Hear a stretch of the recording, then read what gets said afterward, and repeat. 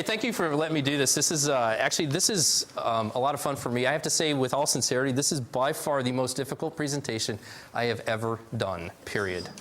That is a very, very true statement. It took me a lot of time to put this together because of the audience. I'll talk a little bit about this audience in a little bit as we go forward. And the other, because we have a lot of ad hoc things in life that happen. And I go, okay, I got to talk about this experience. And as I'm trying to build the thing, I go, well, actually, I don't even know what I learned from that experience. So I don't even know how to communicate it to you. But I think it'll be informative. I hope it'll be informative. A little bit of background about me, just to kind of color what we're doing. I have a very odd background to be here. I went to Penn State undergrad, and then I was in our Air Force Reserve Officer Training Corps at Penn State, and then I went straight to pilot training at Williams Air Force Base in Arizona. I graduated there after a year. Then I became a T-37 instructor pilot at Williams before the base closed in 1992. This is a T-37. It's a twin engine. It's actually retired now, but it's a fully aerobatic spin type aircraft. High performance, but very, very, very slow. But I flew this for a couple years, and then the base closed, and I went off to fly the E-3 AWACS Frisbee around the world. I did a lot of, although it says Tinker Air Force Base, I was deployed. This was during peacetime. I was deployed 300 days a year. I was particularly in Saudi Arabia, Turkey, watching the northern and southern no-fly zones of Iraq before the second Iraq war, and then also doing a lot of counter-drug stuff out of Panama. So we would go and do counter-drug surveillance, looking for low-flying aircraft over the Caribbean. So I did that for 4 years, and then I went back to the T-37. This is actually my last flight in the Air Force. That is, yes, Penn State cheerleader Barbie. I was a T-37 instructor at the instructor school. I was also an evaluator pilot, and I'll talk about that experience in a few minutes. And I was a spin demonstration pilot. And then I got out, and I went to get a PhD at Penn State. And then at the time, Penn State had a fantastic PhD program in accounting, one of the better ones. We were placing people at MIT, Harvard. We placed somebody at Northwestern and Wharton, and of course, I landed here. I do research in insider trading, exec comp, financial reporting standards, and international accounting, and I teach the International Accounting Advanced course here. I should say I taught, because I am leaving the school this year. And we'll talk about that if you want later, but I'm not going to bring that through here. I have 2 daughters and a son, a brand new baby. He's 8 months old, and they love to draw pictures for you, and today is no exception.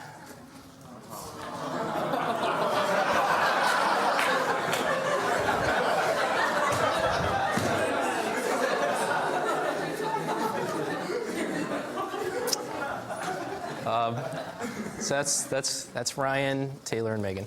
Why was I selected to provide this lecture? I actually have no idea. You would have found out. Well, okay, well, I'll tell you what I think. Is it because of this? I'm closer to dead than you.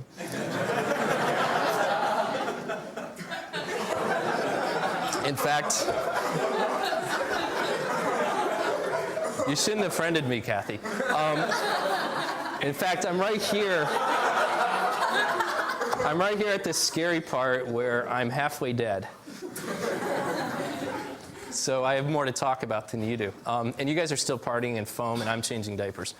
I also owe the academic committee a lot of money, and they are extracting rent from me. So there were 25 take your professor to lunches, a $15 gift card, so $375 I owe you guys. So this is part of that compensation. Why did I agree to do this talk? I think it's extremely important to stop and reflect on where you've been before you step out and go further, and this is an opportunity for me to do that. I also think this is extremely important for me. I actually believe that you can be more successful if you internalize other people's experiences. For some reason, teenagers have a very difficult time doing that, and they have to learn on their own through their own pain. But sometimes I actually watch what other people do, and maybe you can learn from my personal experience. I also think it's important for me to implicitly honor some of the people who had a material impact in my life. I would not be here without the help of several people. I'm not going to talk a lot about them, unfortunately, but this is implicitly honoring them. And also, I'm trying to get more free lunch. I am free some next week. Okay, so here's what we're going to cover. It was very difficult for me to kind of collapse this, so I'm going to go through an experiential lesson about whistleblowing, some perspective for the ambitious, because I'm extremely ambitious and I know that you are, and I'm actually struggling with an issue that I'll discuss with you, and I suspect many of you will have the same issue going forward. Some thoughts about vulnerability, relationships, because many of you are at an age where you are considering or you are entering long-term relationships, and I have some serious fundamental philosophies about that. And then some pretty cool closing thoughts. So it's kind of ambitious, but here we go. This is the whistleblowing. This is a serious thing, and I know that you don't understand what this thing is. So let me explain this. We don't need a lot of this, but I was flying as an evaluator pilot in the T-37. We had a brand new lieutenant colonel. I'm a captain. He's a lieutenant colonel. He's a fighter pilot, so he outranks me by a lot. He's coming into our squadron leadership. And he is, again, he's a fighter pilot, so I kind of defer, wow, this guy's flown a lot of, and he's had a lot of experience. He's also going to be part of our squadron cadre, and so there's a fraternity in our squadron. We kind of take care of each other. So we're flying this mission, and he does a bunch of stupid things in the area, and I'm not allowed to talk to him throughout the entire flight. So I'm just sitting there as a passenger. And we're flying in, and we're doing a typical instrument approach into Kelly Air Force Base in San Antonio. And what this means is this is the approach to the runway to the north. This is an approach to the runway to the north here. This 1,040 is an altitude called a minimum descent altitude. Any pilots in the room? Nobody? Okay. It's a minimum descent altitude, which for this particular approach, you are not at all even 1 foot supposed to go below that altitude unless you're in a position visually to hit the glide path and you can go in for the landing. So you have to see the runway, you have to be on glide path before you can descend below that altitude. So we're flying along, we are not in a position to get to the glide path, and he drops 200 feet below that altitude, which is a check ride bust for any human being in the Air Force, period. It's a clear bust, it's over. And part of the reason why is because 840 feet puts me 27 feet below this obstacle right here. This is a set of towers, and it's actually 200 feet below those other towers. And so I go altitude, and he raises, he climbs finally back up to altitude, and we get down on the ground, and I go, okay, what do I do with this guy who's going to be one of my leaders in the squadron? He outranks me by a lot. He's a fighter pilot, and we're a fraternity. How do I handle this? And it's really embarrassing to go through this. And I said, okay, sir, here's the deal. You screwed up. I should bust you. And he goes, oh, I know. I'm so sorry. It won't happen again. On and on and on and on. I didn't bust him. It was a clear-cut bust. So he's in a position where he has no thrust to make the runway. He doesn't have time to restart the engine. They eject. They get injured, but not severely. And the airplane crashes. It's a brand new aircraft. They haven't even transitioned people on it. The airplane's toast, so the taxpayers all threw their money away on that. And it was completely avoidable, rather. Completely avoidable. And the funny thing is, I sit back and I heard about this and I go, you know, I could have pulled him out, and I should have pulled him out, because there were so many instances during this flight when I was his evaluator when I could have said, this is crap. You're done until we get you through a flight evaluation process. And that's the process that they go through if you bust check rides. And you needed to be evaluated. In fact, I don't think his head was in the game, but I deferred to the fact that he was in a higher ranking position. He was an important person to the squadron, and I felt kind of compelled to do it. And so you map this into your due diligence meetings. I mean, it doesn't take a lot, I think, for me to kind of map this into where you guys are going. There are a lot of decisions that are going to be made where you're going to be in an opportunity where you smell it out and you sniff it out and you kind of know it doesn't smell right. You got to make the call. You have to make the call, because the implications could be severe, particularly now. We're seeing all kinds of fallout in the economic markets where people didn't blow the whistle and didn't make the call, and people are getting hurt as a result. I'm actually very thankful. I don't know what's happening to this guy or what's happened to him. I have to believe he retired, but I'm very thankful nobody got killed here, because very easily, I mean, this is on an approach. When they ejected, they were on approach to final, and there's all kinds of buildings underneath these approach patterns. So nobody got killed out of that. So that's my whistleblowing story. Hopefully that resonates for you. This thing is something a little bit, we're going to transition to something I actually feel very strongly about. And this is in perspective for the ambitious. Let's start with the set of all human beings. And then let's jump over and say, hey, we're fortunate to now be in the set of all human beings domiciled in an economically advantaged country. Or we could say we're wealthy. And let's say, hey, we're actually better than that. We're in the set of all college graduates. So I feel very fortunate to be in the set of all college graduates. I went further. Dustin, you here? Dustin's not here? Aww. Anyway, Dustin and I are part of the set of all Air Force officers because he went to the Air Force Academy. And that's a pretty elite set. If you think about the unconditional probability of going through college and getting an Air Force commission, it's a very, very small set of people. It's a very elite group, and it actually is a fraternity, implicit fraternity. So we're proud to be part of that set. But you know what? I actually got to a better set than he did because I was an Air Force pilot. And I say that jokingly, but it's actually serious because that's how people think in the Air Force. I'm sorry, that's how the pilots think in the Air Force. That's not how everybody thinks in the Air Force, but I will tell you that the pilots think that they're the better set. So I'm part of the set of the Air Force pilots, but I'm not a fighter pilot, and I want to be a fighter pilot. And I'm not a fighter pilot. And you know what funny is? All of my fighter pilot friends are pissed because they're not weapons school graduates. And all the weapons school graduates are pissed because they're not on the fast track for promotion. Let's map it into another one. This one I'm living today, set of all human beings, set of all literate human beings, set of all college graduates, set of all PhDs. How many people in the world have PhDs? Very few. Almost nobody, relatively speaking. How many of them are elite school professors? Do you have any idea what the probability is of somebody being able to stand here in front of you? Have any idea how low the probability is when you take a look at that, right? But that's not good enough because I want to be tenured.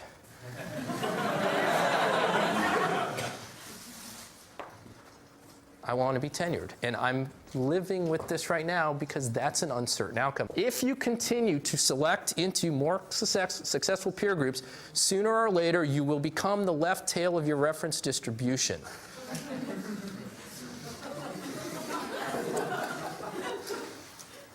You're at Stanford University. There are Nobel laureates here. They're smarter than you. You're already in the left tail. Probably. Especially if you're Matt Armstrong. Is he here? He's not here. Okay, I can pick on Matt then.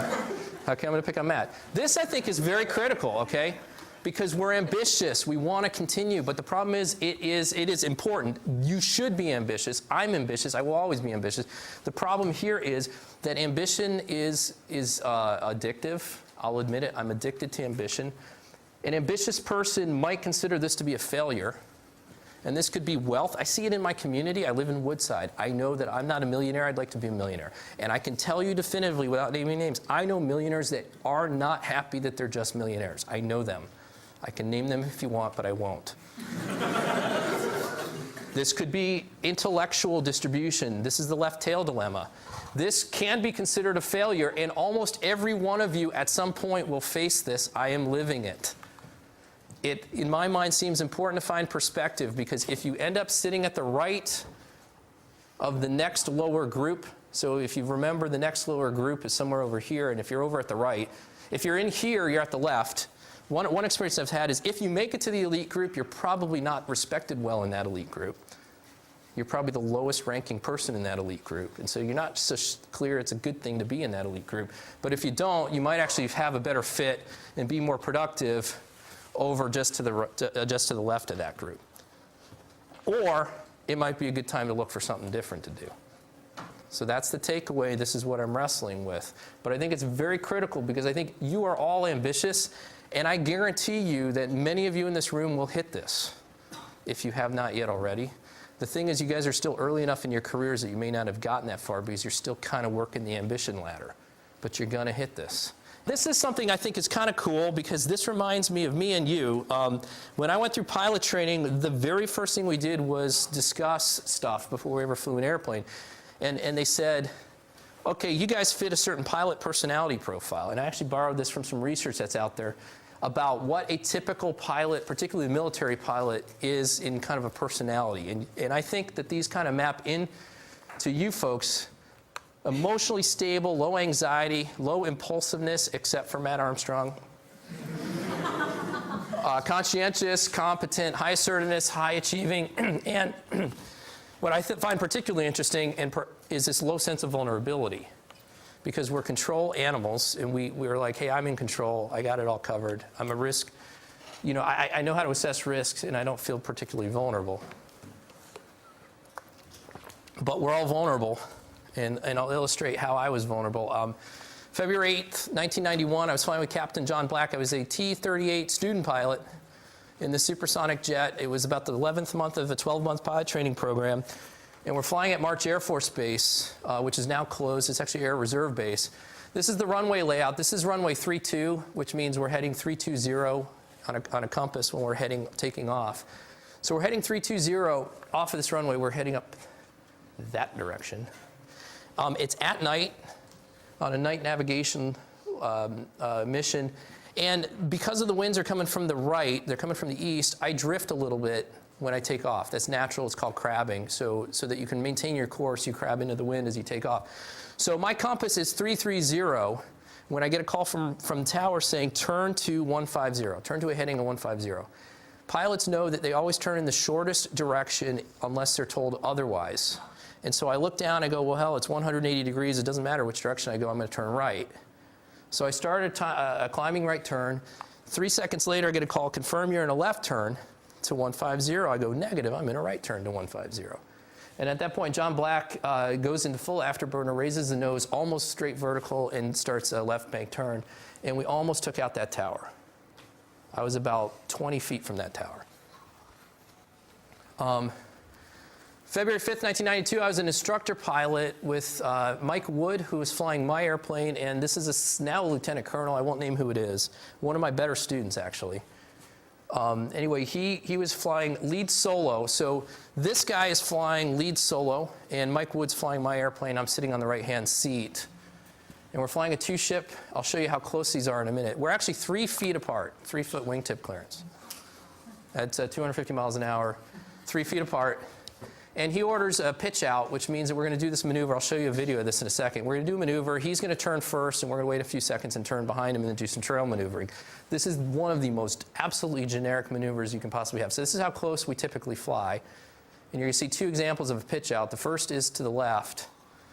So this is a left pitch out where the lead goes first, and then the wingman goes afterwards, and then you'll see it to the right in a second. So there's actually, the wingman went too fast there. You're supposed to wait longer.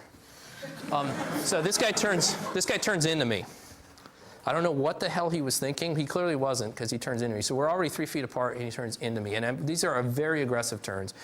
So I'm not even flying my airplane. I immediately jam the stick full forward as fast as I can. We go up negative G's, and we hit our head into the ceiling, and he flies over us by about 4 inches. Last vulnerability one, some of you guys have seen this. This is Captain Mike Colasso. He was a friend of mine. We were flying a low-level mission. This is in San Antonio. There was a lot of smoke in the air, so we had low visibility because of all these Mexican wildfires. And so we're flying a low-level mission. He yells, bird. I look up. There's a big black thing in my face. And this was a 14-pound turkey vulture that missed my head, went over the top, and impacted the tail of the airplane. So what's my point here? Even when you think you're in full control, you're incredibly vulnerable to environmental forces. This should seem obvious, and particularly for this group, you of all people, given the experiences that you've had with your cohort since you've been here, should recognize just how vulnerable we are as human beings. We're extremely vulnerable as human beings, even when you think you've got your shit together. Your vulnerability increases with success. The more successful you are, the more vulnerable you become, because you get complacent. I saw it in the Air Force over and over again. I lived it. I was extremely complacent when I was finishing up my flying tour because I was bored, and I've done it before. When you get successful, you get complacent. You also have increased tolerance for risk, and you also get rent-seeking threats, particularly if your success is financial. Your vulnerability increases, and what's funny is your sense of vulnerability typically goes down. And so I think it's important to continually recognize and embrace your vulnerability. I have a term for it called healthy paranoia. And I think it allows you to stay vigilant to ward off threats and help you stay grounded as a human being. In fact, I think the more you recognize that you're vulnerable, the more you can actually interact with kids and interact with your family. That doesn't mean be completely paranoid, but it means recognize that you're human. And the sad part is often it takes some sort of tragedy to somebody else to bring us back to this. Relationships. I know a lot about relationships. You guys are entering into long-term relationships now because you're at that age where you start thinking about relationships in more of a long-term basis. And one of the things that I don't think you're considering is that your career is also a relationship. I'll talk about that in a minute. But I can't say this strongly enough. The number one most important thing you need for a relationship is fundamental compatibility. I can't say that enough. If you don't have fundamental compatibility, it's not happening. It's not working long term. It will not happen. And in order to get there, you have to know what it is you must be able to do and what it is you absolutely will not tolerate. And I use The Bachelor as the perfect example to illustrate this. Who watches The Bachelor? Yay! I know I'm doing this. So The Bachelorette starts Monday, and I'm open to a Skype chat room if anybody's interested. Monday at 9 o'clock. But let's take a look at The Bachelor history. This chart, thankfully, the Frisky.com, I've never been there before, but the Frisky.com had this chart, and it shows you all the relationships that they've had, although they're missing a couple on the end here. But they show you the success factors of all the relationships that they've put together, and actually, they claim that these two are still together, but in fact, they're not. Because Mary actually hit Byron and actually had to go to jail for that.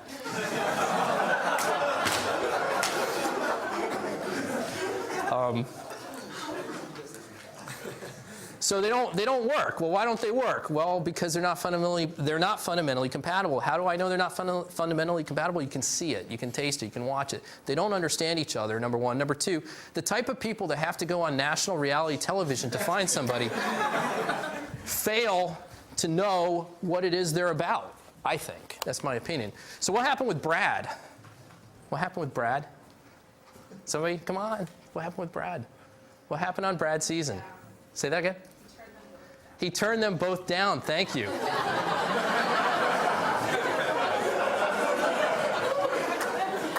Very nicely done. Thank you very much.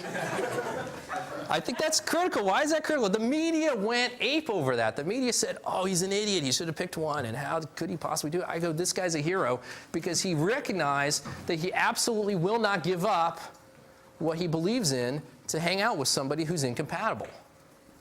And I actually find the guy to be a hero. In fact, I think he's probably, besides, there's one that has, that's still together. They have babies and stuff like that. But besides them, so there's one success story that I'm aware of. But besides them, I think this is the role model here. Make sure you know what you want before you get into a long-term relationship, and you have to be fundamentally compatible for relationships, including your career. Your career is a relationship. You spend more time there than you do at home. Many of you seek transition when the challenge fades. I actually put all of you. That's why you're here. Many of you have a very strong sense of social responsibility. Most of you, actually all of you, like to call the shots. And all of you have a very low tolerance for inefficiency and waste. Trust me, I've taught you before. So here's what I think you'll miss most. Here's what I know you'll miss most. Here's what I will miss most. You ready to cry? Daily interaction with the most impeccably selected collection of the brightest, most genuine, most energetic, most interesting people in the world. You will never, ever, ever get an opportunity, except at reunion, to be around this cohort and this caliber again in your entire life. These people are fantastic. They're fascinating. They're very interesting. Why do I go to lunch with you? Because it's interesting. I actually get asked by the faculty, why are you going to lunch with students? Because they're interesting. More interesting than you are. No, I don't say that. Well, when you hang around Dave Larker long enough.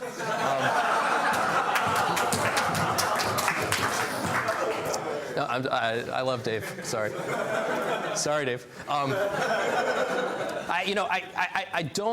not joking here. I actually think this is true. You will miss this dearly, and you should, because you're going to be around smart people because you select into being around smart people, but you will never get the daily interaction with this kind of group ever again.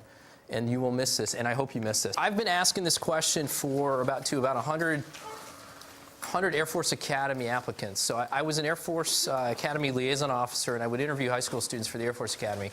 The first question I would ask them is, who was influential in your life? Every one of them could answer that question. I then would follow up with this type of a question, say, okay, who would say that you were actually one of the most important people in their lives, and they all stumbled and stopped. They could not answer this question. Granted, they were younger than you, and I know some of you have been able to answer this. This was a chance for you to hopefully self-reflect. What I think this is important about this is that I need you, I'm asking you to please expand this list. I don't care what's on the list. I don't care how deep it is. I don't care if it even exists. But I hope that you go home and start tomorrow to expand this list. And here's why. I can't give you a more sincere compliment than this. You guys are the role models for my children. It took me 6 years to come to that realization. But when I think about the types of human beings in this world that I actually want my kids to grow up to be, except for Matt Armstrong, you guys... Sorry, Matt, I love you too. But no, seriously though, I mean, these are the type, I mean, you're not going to get a better set. You're really not going to get a better set. And the fact that you're actually in this room and at this institution indicates that somebody took an active role in mentoring you as you got here. And it's time for you to kind of pay that back. I'm going to close off by saying this. Look, it's very hard to come up with an idea of how to distill 42 years of life into something that's meaningful for a group of people who are already at Stanford Business School. And I actually appreciate the opportunity because it allowed me a great chance to think a lot about stuff that I've done. It's been a pleasure and an honor to do this, and I appreciate the time.